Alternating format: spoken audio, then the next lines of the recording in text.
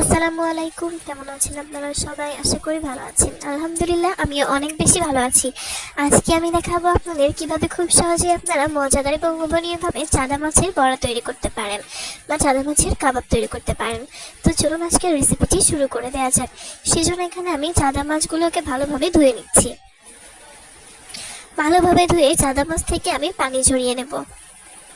আর এভাবে কিন্তু খুব সহজেই আপনারা চাঁদা মাছগুলো ভালোভাবে ধুতে পারবেন।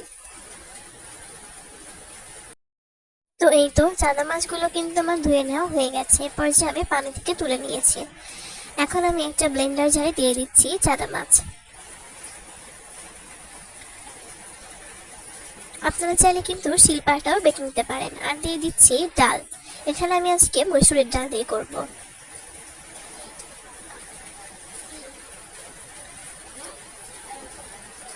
মসুরের ডালটা দিয়ে এখন আমি ব্লেন্ডার করে নেব।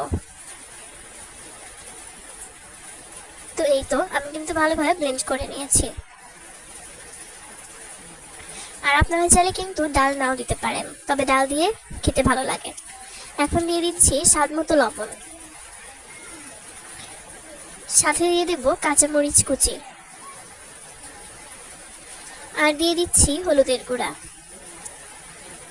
সাথে দিয়ে দিচ্ছি মরিচের গুঁড়া, আর দিয়ে দেব ধনিয়া গুঁড়া।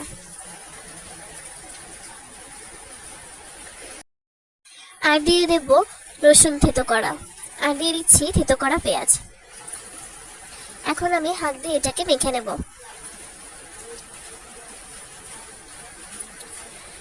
তো এই তো হাত দিয়ে কিন্তু ভালোভাবে আমি মেখে নিয়েছি। এরপর যে আমি বড়াগুলো তৈরি করে নেব।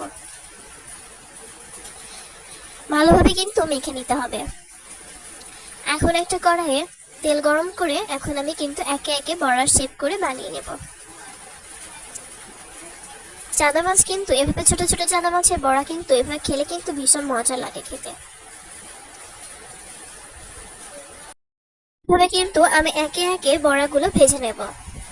আর হ্যাঁ, যারা আমার চ্যানেলে নতুন, আজকের রেসিপিটা যদি আপনাদের ভালো লেগে থাকে আমার চ্যানেলটিকে প্লিজ সাবস্ক্রাইব করে দিবেন, লাইক কমেন্ট শেয়ার করে দিবেন। এতে আমি সামনের দিকে এগিয়ে যাওয়ার অনুপ্রেরণা পাবো এবং আপনাদের সামনে নতুন নতুন রেসিপি তুলে ধরতে আগ্রহী হব।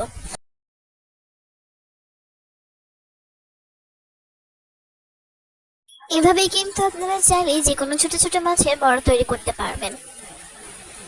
তো এই তো আমার কিন্তু বড়াগুলো ভেজে নেওয়া হয়ে যাচ্ছে। আর এই বড়া কিন্তু গরম ভাতের সঙ্গে খেতে ভীষণ মজার লাগবে। আমি এখন তুলে নিচ্ছি। আর এভাবে কিন্তু আমি একে একে বড়াগুলো তৈরি করে নেব। বৃষ্টি দিনে এই বড়া দিয়ে গরম গরম ভাত খেতে কিন্তু ভীষণ মজার লাগে।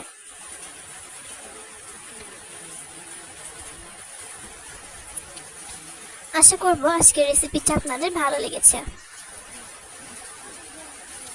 চানা মাছের বড়া কার কার খেতে ভালো লাগে অবশ্যই কমেন্ট করে জানাবেন।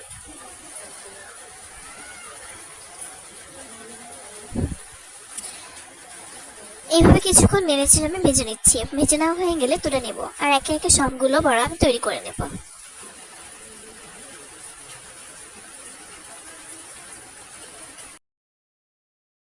তো এই তো বড়াগুলো কিন্তু ভেজে নেওয়া হয়ে গেছে।